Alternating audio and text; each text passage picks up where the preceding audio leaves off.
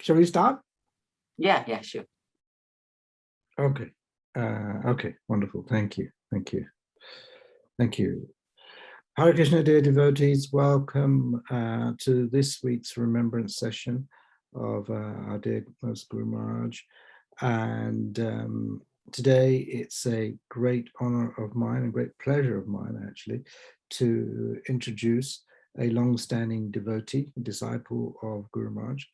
However, before I do that, let me first offer my obeisances. Vanchakopa Tripascha Gurusindeva Vijapitanam Pavanebhyo Vaishnavyo Namo Namaha Namo Vishnupadaya Krishna Prastaya Tale Srimate Bhakti Charu Swami Namine Shtiknas Cheta Supraneta Bhaginam Scha Rasapratam Prabhat Kata Pranam Nami Bhakti Charu Padam Namo Vishnupadaya Krishna Prastaya Tale Srimate Bhakti Swami Niti Namine Namaste Saraswati Deve Gauravani Pujarini Nirvishesha Srinivadi Paschatanda Shadarine.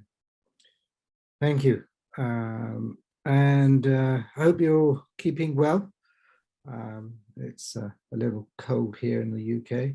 I'm sure it's a lot warmer wherever you are. And in actual fact, in the association of devotees, wonderful devotees like yourselves, it's always sunny and warm, pleasant environment to be in. So yes, I was saying it gives me great honor and pleasure to introduce a senior disciple of Guru Maharaj, Pujarini Mataji. So a little bit of way of introduction. I'm hoping she'll build on this, and I'm sure she will build on this as well as we go along. She first met Guru Maharaj in 1994 when she was doing an MBA in France and living in the temple in Paris. I'm not sure how you do that, live in the temple and do your MBA, but that's a credit to Pujarini, of course. She's many talents. And after that, she met Guru Maharaj again in 1996 in Juhu, when she was at the temple and working on a project in Mumbai. I'd love to hear a bit more about that project. And then moved to London in July 1997, and obviously got an opportunity to have darshan, meet with Guru Maharaj more often. Around that time, Guru Maharaj was also visiting London, UK, Radhanishwara and Radha Gokulananda more often, and then got really, I guess, more involved with devotee association and various sanghas. So, as I say, it's my honor and pleasure to introduce Pujarini Mataji. She's very talented. I know I met her some years ago, and she has two wonderful daughters. I remember Vrinda and Radhika. They both learned the Bhagavad Gita, but from memory, which an accomplishment, an achievement. I still nowhere near that. And they knew all the 700, 800 verses off by heart. And I remember on one occasion when they met with Guru Maharaj, and like they were just from the tip of their tongue, they were able to just recite verses from Bhagavad Gita. It's so wonderful, and that's a credit to their mum, of course. So let me, without further ado, pass over to Pujarini Mataji. And once again, I would encourage you to, if you have any questions, please don't feel shy. Please ask questions, and we'll try and make this interactive as much as possible. Pujarini Mataji has a lot of experience, both in devotional service, bringing up a family, as a career as well, right? So many talents. So certainly we can take advantage of that and ask her questions and advice on all sorts of aspects. So, so if you do have any questions, please feel free to ask, or add into the chat box. That's also allowed. And also we'll have a little bit of time towards the end for questions and answers as well. So without further ado, I would love to welcome Pujarini Mataji and to say, well, essentially, Pujarini Maharaj, you start from where you want to start, right? Whether it's how you first came to Krishna consciousness, or entirely a blank slate. Over to you. Okay. Hare Krishna. Thank you, Gaur Hari Prabhu. I am very nervous and honored at the same time to be able to share some words about Guru Maharaj. So first, we've already done the Mangala Charan, but I would still like to pay my obeisances to Guru Maharaj, Srila Prabhupada, and all the assembled devotees. So, Signacheta Praneta Vagnamcha Saptam. Prabhupada Prananam Bhakti Charu Swami. Namo Vishnu Padaya Krishna Prasthaya Bhutale. Srimate Bhakti Vedanta Swami Tinam. Namaste Saraswati Devi Gauravani Charini. Nirvishesha Shunyavadi Paschatya Deshtakarni. Om Jnanatimirandasya Jnananjana Shalakaya Chakshu Unnitam Tasmi Shri Gurave Namaha. Shri Chaitanya Manohishtam Sthapitam Yena Bhutale Swayam Rupa Kadamyam Dadati Swapadantikam Vanchakalpataruvesha Kripasindu Devcha Patitanam Pavanebhyo Vaishnavebhyo Namo. So I would also like to ask of patience, which all my god brothers and god sisters have in abundance, for my sharing something Before you that start, I hope. before you start, sorry, just Yes. Can you tilt the camera a little bit so that we can see a bit more of your face? So, Is a little bit down. Is it that way? No.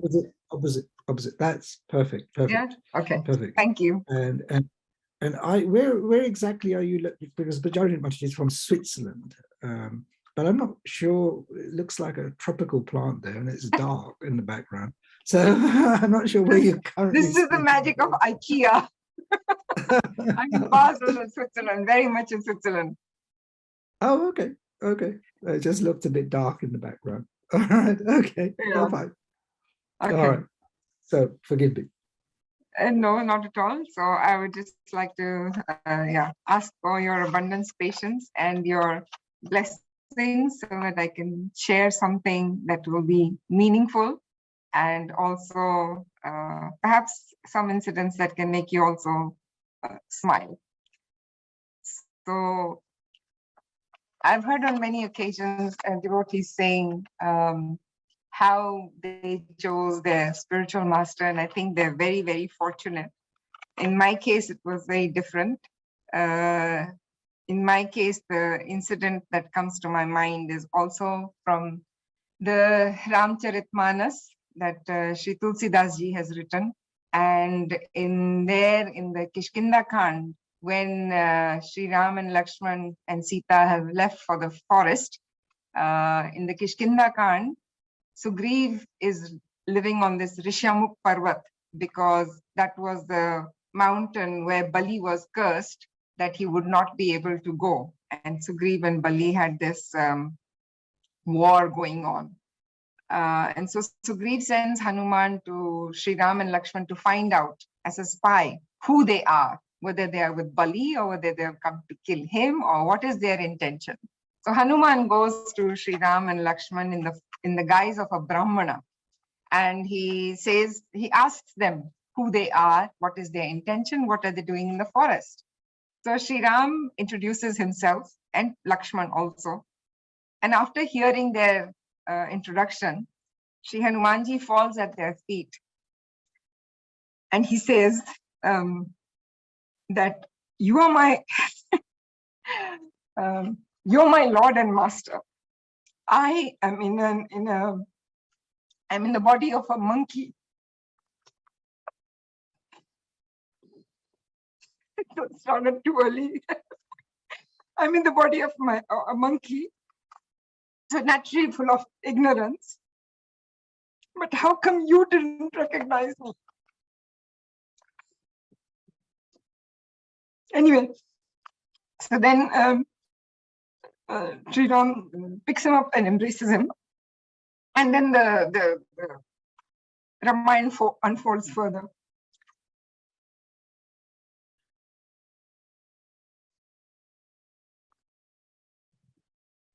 You okay? So for me also, You have some, for you me have some also, water there? yes, I do. Yeah.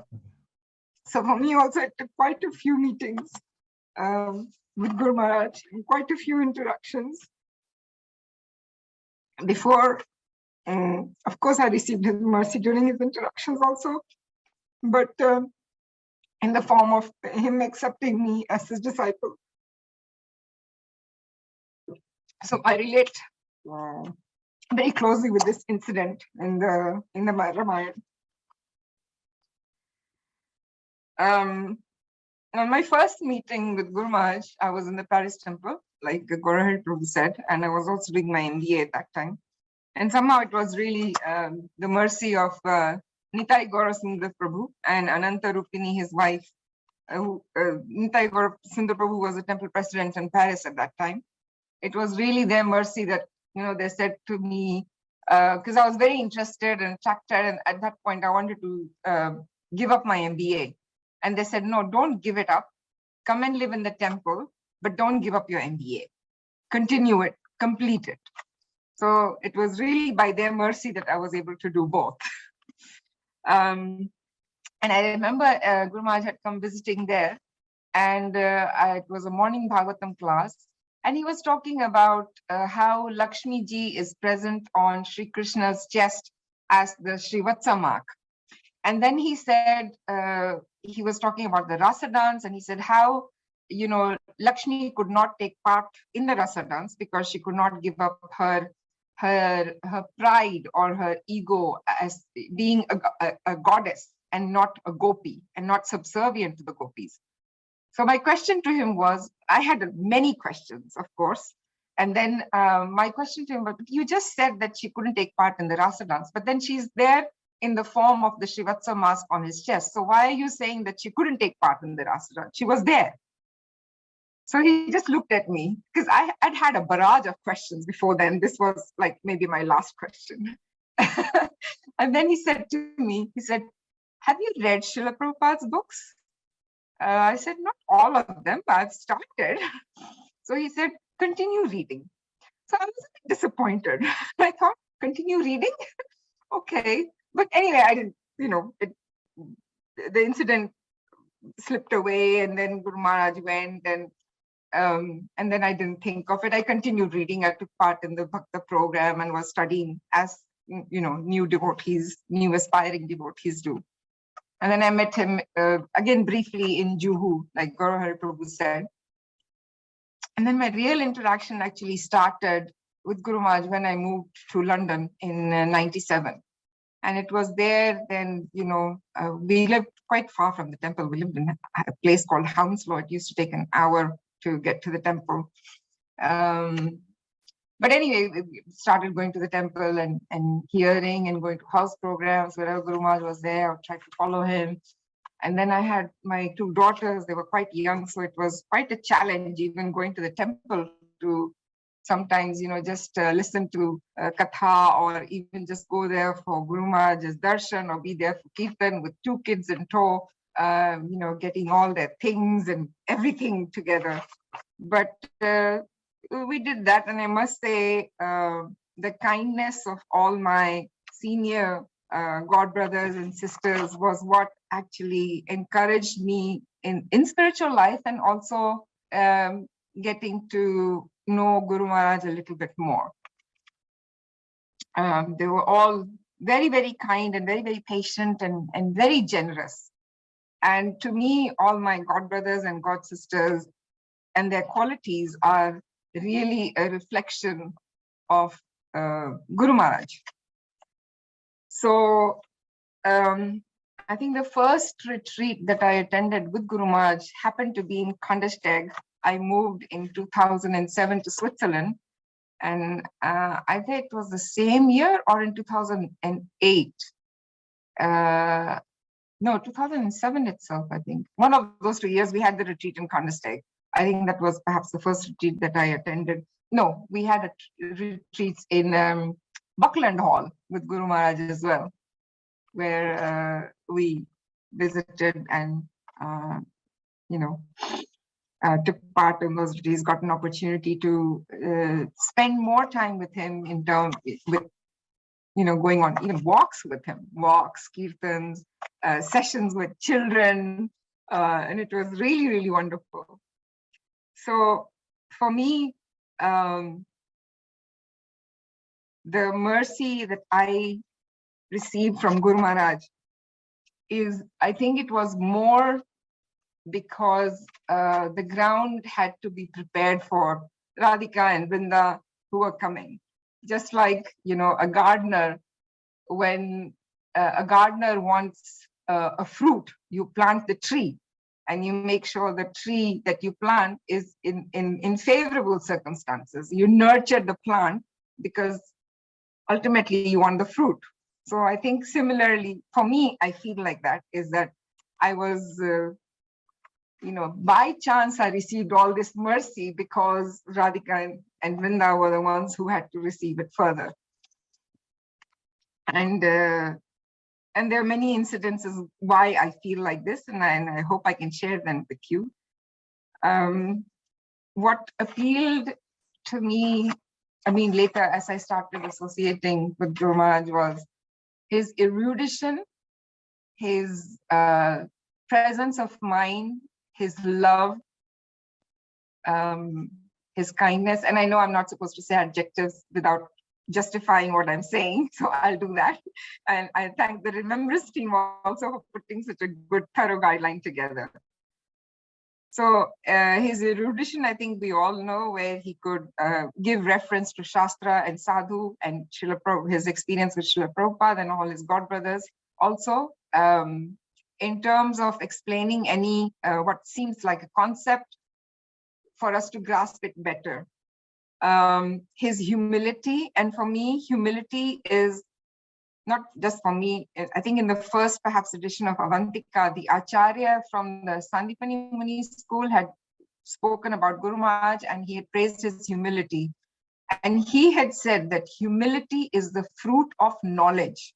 So for me, Guru Maharaj's erudition is not just his knowledge of the scriptures, but realized knowledge, and how he could really, without even batting an eye, bring up the correct reference from the life of Srila Prabhupada or from the Bhagavatam, from the Chaitanya Charitamrita. Recently, I had heard that one of the saints, perhaps even before Srila Prabhupada, his name was Akhandanand Saraswati, and he was in Vrindavan, and it is said that when he would speak in the course of his discourse, because he used to chant the Narayan mantra. So in the course of speaking, like if he wants to say, for example, yes, Gaura Hari, he will say, yes, Narayan, Gaura Hari said this. So Narayan would automatically come out. So whereas for a person like me, when I'm listening or when I have a question or maybe trying to answer something, my mind is racing, trying to find the right reference that I can give either to my daughter or somebody who has asked a question. And my mind is processing this, which reference, what will be the best?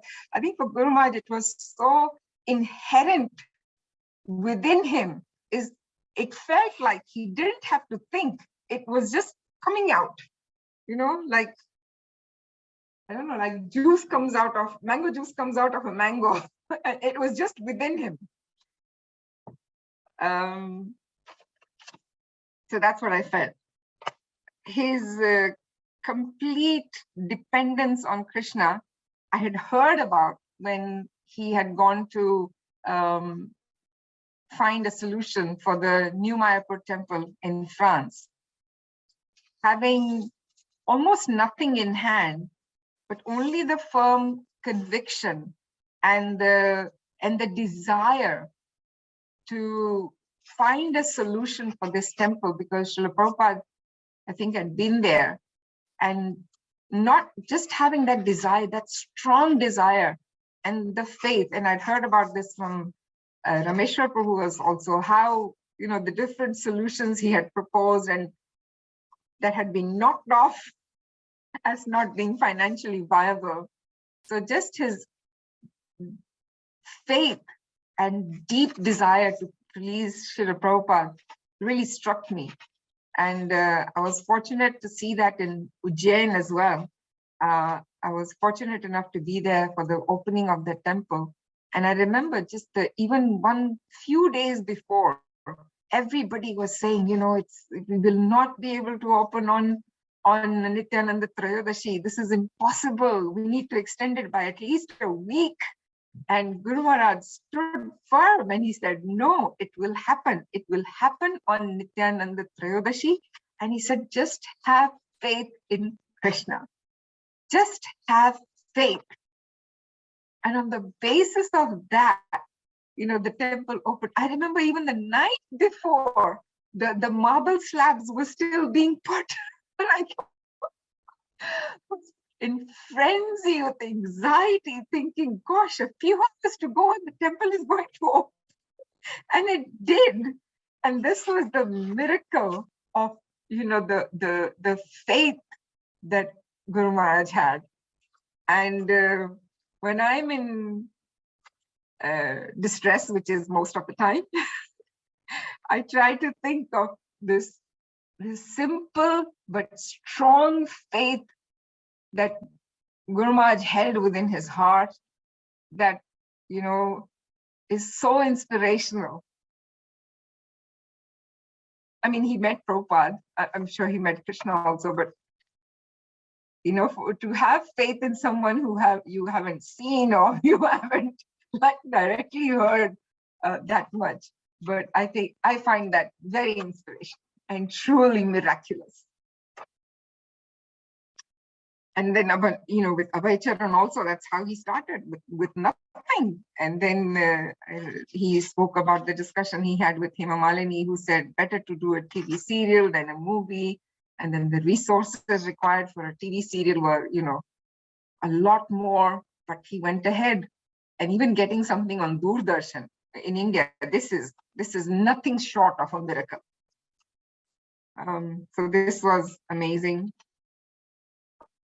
And then I was reading I was trying to see, the qualities that Krishna likes a devotee to have, which is in the 12th chapter. And one of them is Gatavyatha. So this is in 12:16, and this is he's free from distress. So another one that goes with that is the Shitoshna Sukha Dukkheshu Sama. So being equal in heat and cold also. So heat and cold is Dina Krishna Prabhu. I remember he was visiting, he had shared these stories, and he was visiting Guru Maharaj in Delhi, and it was quite hot and humid too. And Guru Maharaj was sitting in a room, and I think Dina Krishna Prabhu entered, and he reached out his hand to switch on the fan. And Guru Maharaj said, no, there's no need to do that. Just it's okay. The fan is not going to help you. And Dina Krishna Prabhu was saying, here I am sweating and it's hot. He's just sitting as though he's sitting like, in an air-conditioned room, not bothered by the heat, not at all. And now we see pictures that also Govinda Prabhu so nicely shares. And you see when he's in the snow, on walk in Switzerland with the devotees are wearing jackets and a hat and, everything. And Guru Maharaj has a shawl with him, and maybe a hat sometimes, but just a shawl. So that's Shitoshna Sukha Dukkheshu Sama. And then Sthirmati, I think we've already discussed, determination, the fierce determination that he had to,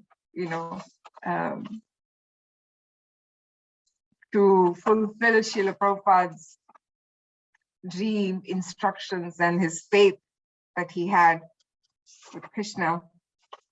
And in the course of my meeting him, of course, I had so many questions, like we all do when we come, because we're coming from a world where perhaps we've not heard of bhakti, and this is a new concept.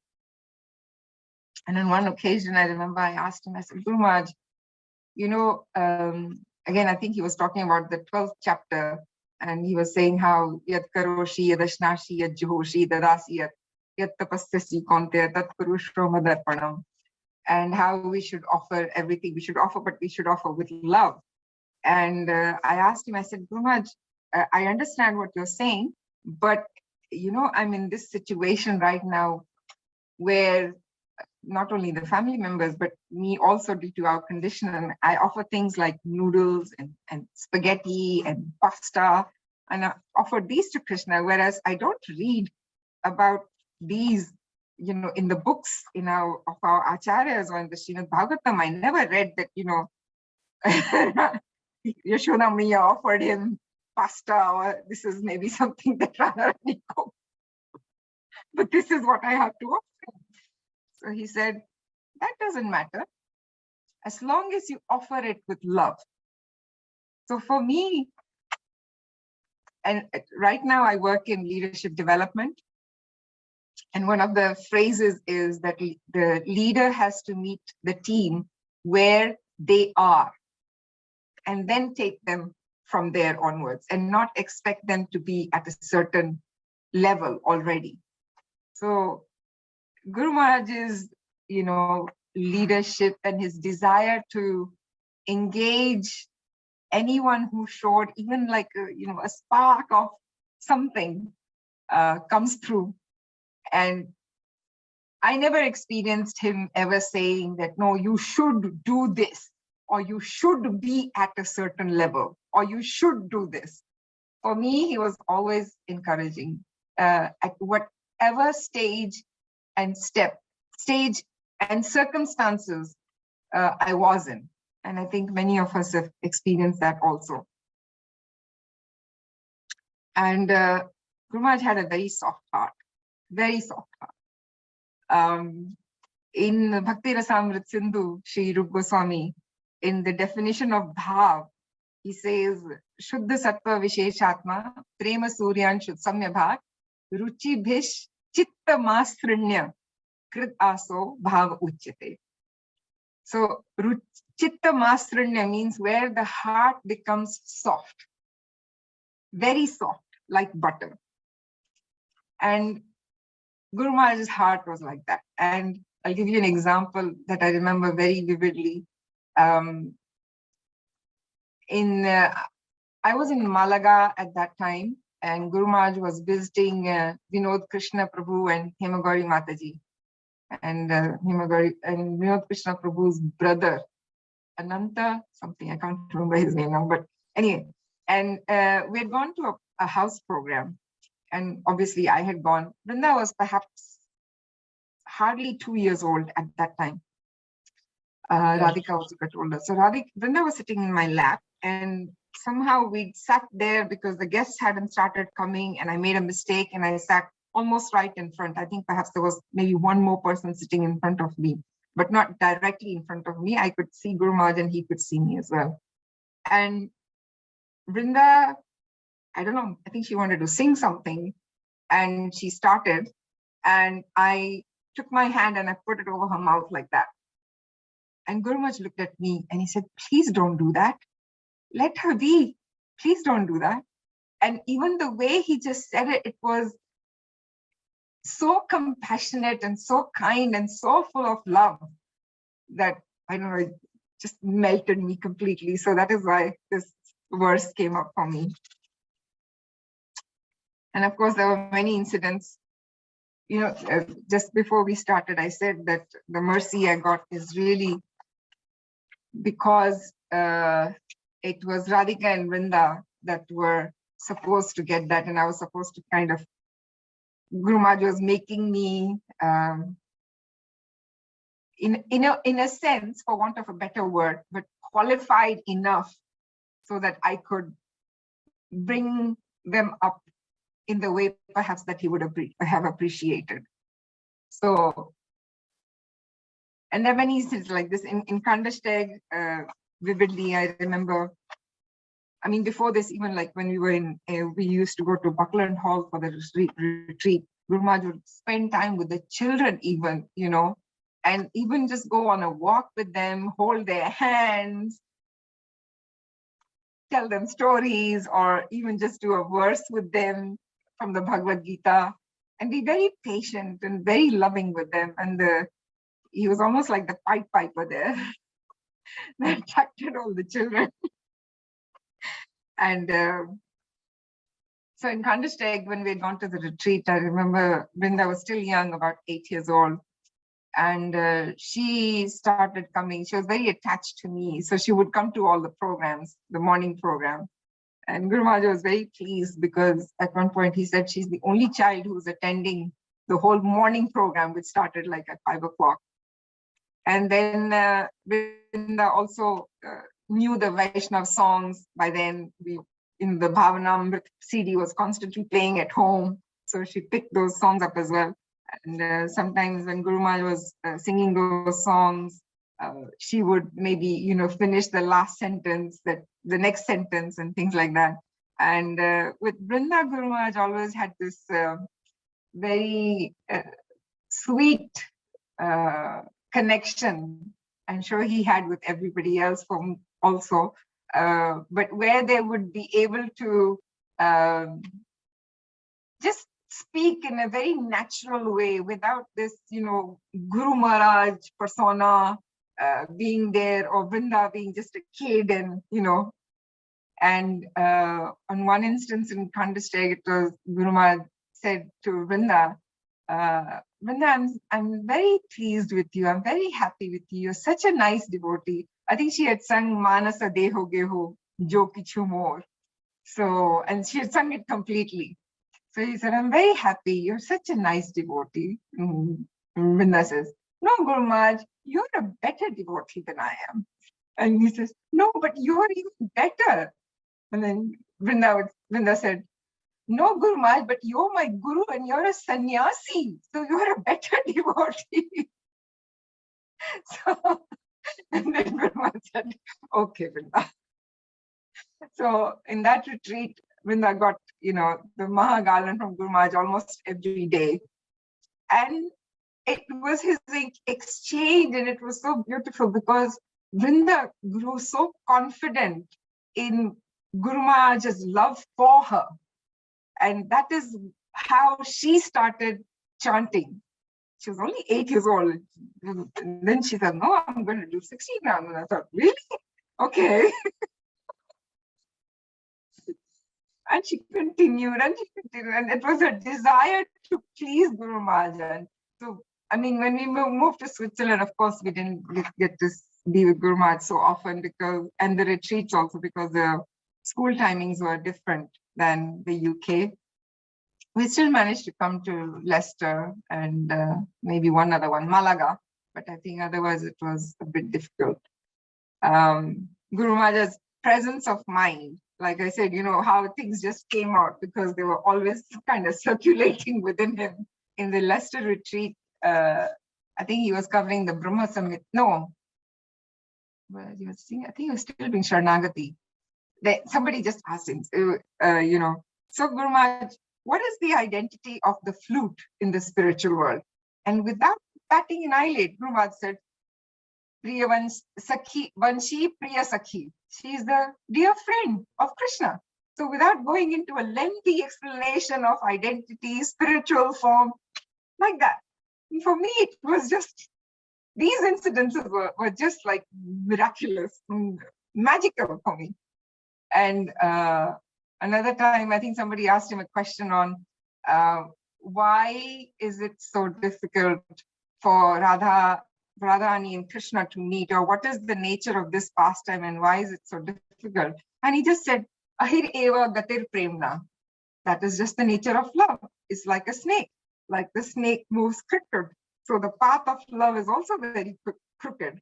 And in these instances, then I also remember then the reference that he gave. And then there were many exchanges like this. Once I met him by chance, I just met him at the Delhi temple. I was visiting my parents in Delhi, and I didn't know Guru Maharaj was there. So the Delhi temple, you have to climb a lot of stairs, and then you go into the temple room to take darshan. So I was climbing up with Vrinda in tow, and Guru Maharaj was coming down with a group of devotees. And I said, oh, Guru Maharaj. I said, oh, Pujarini, oh, what are you doing here? And I said, oh, my brother is getting married here. And Vrinda, without batting an eyelid, Guru Maharaj, what are you doing here? He said, oh, Vrinda, I'm attending some GBC meetings here. So she was like, oh, GBC meetings? Yeah, anyway, it's okay. I think he was on his way out. So he said, okay, just, take care of yourself and enjoy. And of course, the garland came to Vrinda. And of course, she was, delighted. And there's one very specific incident that's, again, that shows how Guru Maharaj's love, is, for me, this is how Krishna must love us. This is how Srila Prabhupada, looking down upon us, must see us also. And it is how confident, one becomes in the love, or in the shelter, I would say, in the shelter of the spiritual master. We were here we had moved to Switzerland, and we'd gone to see Guru Maharaj. He was in Zurich, and we'd gone to see him. And we went and we were sitting with him in that room, in that GBC room that they have. And Guru Maharaj was asking about Radhika and Vrinda and how they're doing in school and everything. So I said, yes, Radhika is doing very well. She's, doing well in class. She, I think she was the top or something like that. And he said, oh, yes, very nice. He said, anyway, you're in Switzerland, so Pangum Langa Ete Girim means you will cross over all the mountains anyway. And then for Vrinda also, he asked, so Vrinda, how are you doing? And Vrinda said, okay, Guru Maharaj. There's no Guru Maharaj. Actually, her teacher is very proud of her. And I said, some things that the teacher had said. And Vrinda was sitting there and she says, no, Guru Maharaj, it's not true. She's just exaggerating because she's my mom. So Guru Maharaj says, no, but that's natural, Vrinda, because you're such a nice devotee. It's natural for you to be humble. He says, no, Guru Maharaj, it's not humility. My mom's just exaggerating. So he said, anyway, it's nice and I'm very happy to hear that. So my husband was sitting there and he said to Guru Maharaj, he said, Guru Maharaj, I want your blessings, because I want to be absorbed in the holy name and I want to take part in Kirtan the way Chaitanya Mahaprabhu did in Shiva Sangan. And he was going to add a few more things, very exalted things, very aspirational stages that we all perhaps want to be in. And Guru Maharaj kind of cut him short. And he said, look, Nitin, I'm a very ordinary person. I don't have the capacity to bless you for. And Vrinda was sitting there and she goes, and he says, I'm humble. And Guru Maharaj, he stopped for a second. Of course, it was most unexpected. And Vrinda was sitting to his, he said, huh? What? And she said, nothing, Guru Maharaj, I didn't say anything. So, I'm just trying to show how confident she had become in his shelter, in his love, that she could, interject in such a manner. I mean, I would never have dreamed to do that. But yeah, so he gave her that. His love, his warmth, his shelter gave her that confidence to interact with him in that manner. And later on one of his visits, she wasn't able to come. She had some exams she had to prepare for, so she didn't come. And I had gone to see Guru Maharaj and he was speaking. And after he spoke on that particular time, he gave me the garland. So I came back and I showed Vrinda. I said, look, Vrinda, I got a garland. And she says to me, you only got that because I wasn't there. I'm just, I think by these instances also, I'm just trying to show you how, Guru Maharaj, through his mercy, through his love, and through his affection, and through his encouragement, kind of tried to build this tree so that Radhika and Vrinda would be nurtured in that way, or they would get maybe what they have come for in this world. So, I mean, and there are other incidences that, other devotees shared with me also that showed Guru Maharaj's tremendous humility. One incident, of course, I didn't get, so much, I wasn't involved in any project with Guru Maharaj, or I didn't have any direct service as such, but hearing from, all of you here also, so many instances were also so inspirational. I remember Gaurahari Prabhu once shared when Guru Maharaj was in Mauritius with Gaurahari Prabhu and some other devotees, and how they would go onto the beach and come back, and with sand in their slippers and clothes and everything. And the next day, the place would be automatically clean, and it never occurred to them at that time and what was happening. And then I think one day they came back and they saw Guru Maharaj cleaning the apartment, I think sweeping, if I'm not wrong. And of course they were aghast. He's their spiritual master, or maybe he was not spiritual master at that time, but even a sannyasi. And they said, no, we'll do it. And Guru Maharaj's words were, no, I'm a sannyasi. This is my duty, and this is what I should be doing. So all of these incidents were very inspirational for me also. And how also, just doing the Bhavanamrita CDs or the Vaishnava etiquette or Abhay Charan, it is almost, it's like the doctor trying to give a medicine, to the patient, sometimes coating it with honey, sometimes with sugar, something. It's like yena kena upayena. Somehow this has to go in. So the wealth of their realizations that our acharyas had given in the form of their bhajans, somehow Guru Maharaj wanted us to listen to them. So he created these CDs so that somehow we would get a taste for them, and perhaps then delve deeper into what it is that really the acharyas are trying to give us. I think I'll stop there with just one verse from the Kamsa Dharma that I have heard another devotee, His Grace Haripashad Prabhu, reciting. It says, Yadatra Skhalitam Kinchit Vidvansah Purayantu Tat Yadatra Saushthavam Kinchit Tad Guror Eva Me Nahi. The meaning is that if I definitely made mistakes during speaking. So all of you are much more experienced than I am. Please fulfill or complete whatever was missing. And if there was anything good that you liked in this presentation, anything that touched you or was meaningful to you, it actually belongs to all my senior God brothers and God sisters, and to Guru Maharaj and to Srila Prabhupada. Thank you. Hare Krishna. Hare Krishna. Hare Krishna. Thank you very much, Pujarini Mataji. That's what can I say? A wonderful offering of love. And actually so much nectar there.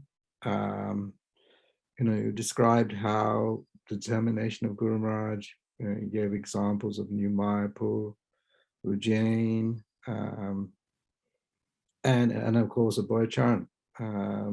So it was a wonderful offering of love. I mean, I remember having you mentioned Guru Maharaj, Mother Yashoda never offered noodles to Krishna. I remember actually Guru Maharaj in South Africa, Durban actually, he cooked Chinese noodles and they were offered as part of the Raj Bhog. But yeah, quite some of the pujaris are sort of a little shocked, but there you go. There's a wonderful example of that. And yeah, and the relationship you described between Guru Maharaj and Vrinda, your daughter. Yeah, I can testify. She's a very special soul, and that interaction. There wasn't that formality, as you say, there wasn't, right? She was just a young child, 8 years old, right? And Guru Maharaj, there wasn't those barriers of formality, and it was such a loving interaction to see, actually. Right. So, thank you for sharing that. And certainly, without doubt, this tree has become a wonderful tree, right? It's been nurtured over the years, right? And it's blossomed, right? And it's, produced two wonderful girls who are also in their own right devotees. So, you've received fully, actually, the mercy of Guru Maharaj. And I, for my part, I remember once, I think in one of the retreats after the woods, you came up and asked Guru Maharaj, and you asked a question, which, to be honest, it never even occurred to me. And I was spending so much time, hours with Guru Maharaj. And you came in and you asked Guru Maharaj,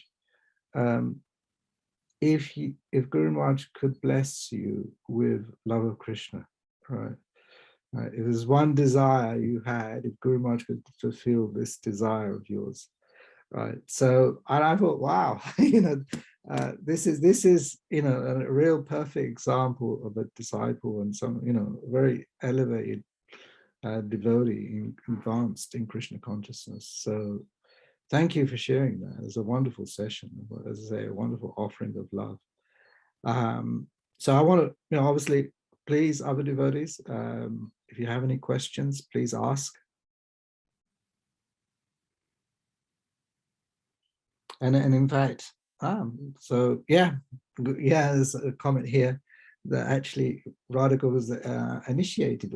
I think probably around about the same age, 8. It was quite young. It was actually probably, technically speaking, one of the youngest disciples of Guru Maharaj.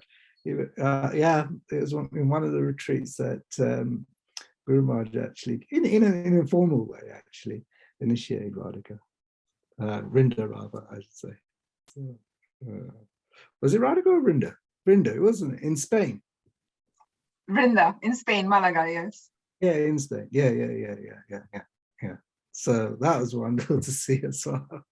Okay. Actually, there was one incident with Vrinda, because I don't see any questions coming, so I think everybody is happy. Vrinda, after the retreat in Kandasteg, whenever we would go to meet with Guru Maharaj, she would ask me to pack her sari in the suitcase. I said, what are you going to do with the sari? Well, if he decides to initiate, then I have to be ready. And I said, you have to wait. It can't happen just like that. And I think after the retreat, before the retreat in Kandasteg, Guru Maharaj had a mild heart attack. And so Vrinda, when in Malaga itself, so she had asked me to pack her sari. And I said, but Vrinda, he doesn't initiate children. You have to wait. Guru Maharaj has said you have to wait until you graduate. And she said to me, well, how do you know that he's going to be around when I graduate? And how do you know that I'm going to be around till I graduate? What if I die before I graduate?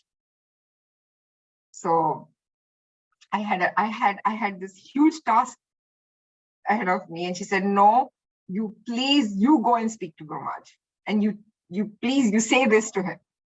And I thought, how am I going to tell Guru Maharaj that she's saying, what if you're not around by the time she graduates? Or what if she's not around?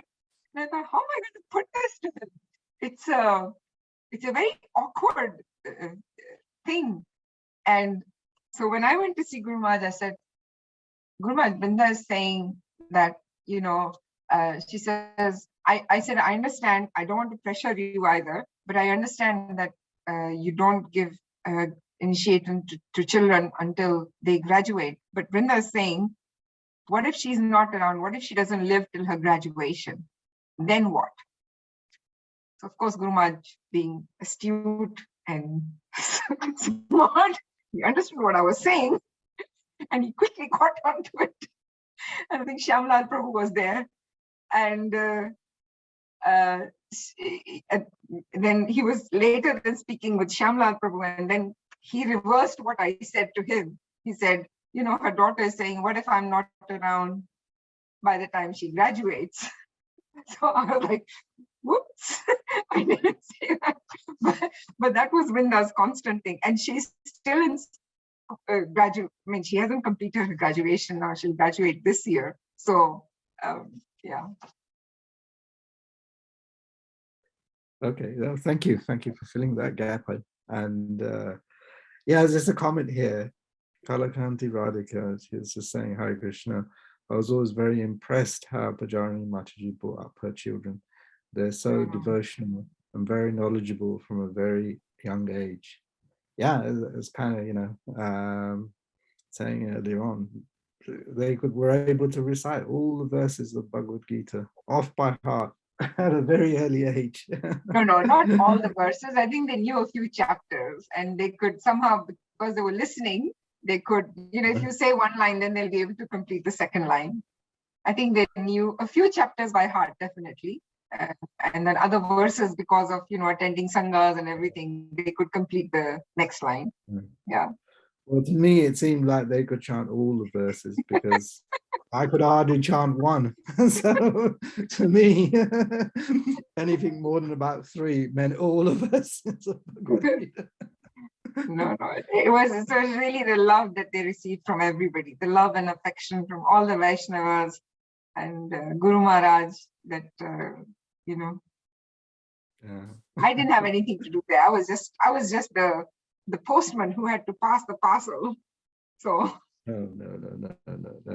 no, we've always been wonderful.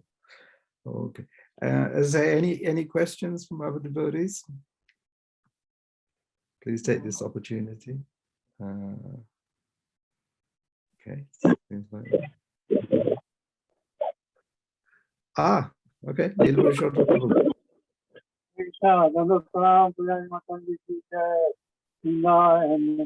sisters, wonderful presentation and very inspirational offering to the Maharaj. Bring out really wonderful and very exciting memories, especially with Vrinda and also, I forget what his name.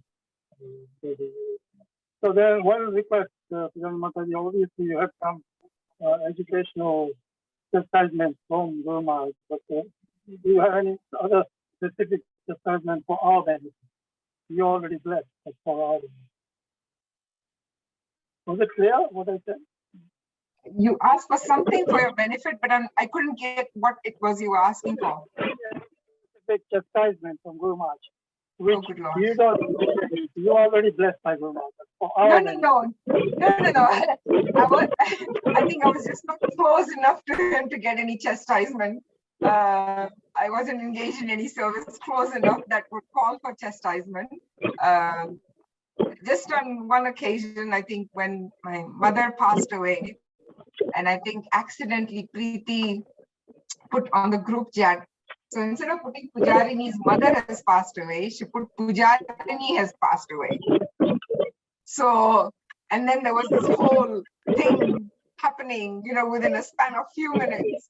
And I think Guru Maharaj then called Krishna Govinda Prabhu and said, is this true? Is because my husband had passed away 8 months before. So then Krishna Govinda said, Guru Maharaj, I don't know, but it must be true if Preeti has put it on there. So then Guru Maharaj called me, and I was very surprised. Of course, we are all surprised. You get a call from your spiritual master. There was no like context that he would call me. Nothing had happened as such. So he called me and he said, Hare Krishna, Pujarini, this is Bhakti Charu Swami speaking. No, he said, this is Bhakti Charu Swami speaking. Who's on the phone? And I said, Pujarini. And I heard a sigh of relief in his voice, like, he's saying, how are you? I said, I'm fine, Maharaj. And I thought, why is he calling me out of the blue and saying, how are you? And he said, so I think by that time it had been clarified that it was my mother who had passed away, and he was just calling to make sure that it is my mother and not me. So he was probably expecting somebody else to answer the phone. And then he said, why have you stopped writing to me? Why haven't you written to me? And I thought, huh? I didn't know what this was about. Why have you not kept in touch with me? And I said, but Guru, I have. He said, no, you haven't. You didn't tell me that your mother passed away.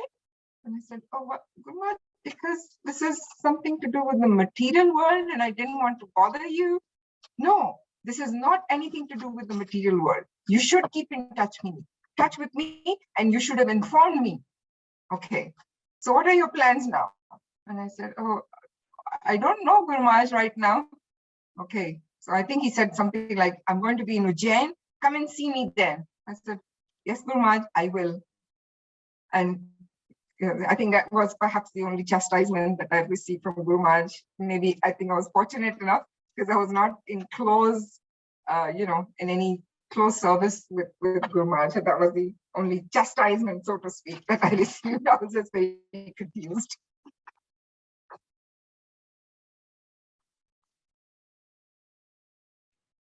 Yeah, no, that's wonderful. There's one question here. Would you like to share some instructions that Guru Maharaj gave for raising children? I think for me, he didn't give me any instructions as such, like verbally saying, do this, do that. For me, it was just how he conducted himself with children. And he didn't say it to me personally, but on several occasions I've heard him say that, the children need to feel loved. At the topmost, the most primary thing is that they need to feel loved. And they will automatically become devotees, automatically, because of the love that you have. He said, like, children pick up so many things that you don't tell them to pick up, but they pick up from you just by observing you. So you don't have to tell them what to do. They'll just automatically pick it up. Even when I was in Ujjain recently, just in November, there is a case with Guru Maharaj's belongings, and there's one note that is written in his handwriting, and it says that establish loving and trusting relationships, loving and trusted relationships. This is the topmost. And he had 7 other things that were written there, but on the top was this: establish loving and trusted relationships. So I think not only for children, for any relationships. And I saw this in, our God brothers and God sisters in Ujjain, how they're really trying to follow Guru Maharaj's instructions in this, and just trying to be as loving as possible. Thank you for that. Yeah, yeah, absolutely. As you say, it's all about what you display. Ultimately, they pick up not so much necessarily on instructions, but how you behave as well. And it is mentioned establishing that loving and trusting relationship. Okay, wonderful. Okay. I don't think we have any other questions. Anything else we can close on? Okay. I just want to thank everybody for being patient with me. No, thank you. It was a wonderful session. Thank you. Panchakapatra Vishak Pasindu Chapatanam Pavani Vaishnavi. Thank you once again. And well, next week we'll be in America, in fact. So we'll have a devotee from the other side of the continent of the world, in fact, a different time zone from America. So I look forward to having all your association again next Thank week. you. Please take care. And thank you once again. Hare Krishna. Thank you. Hare Krishna.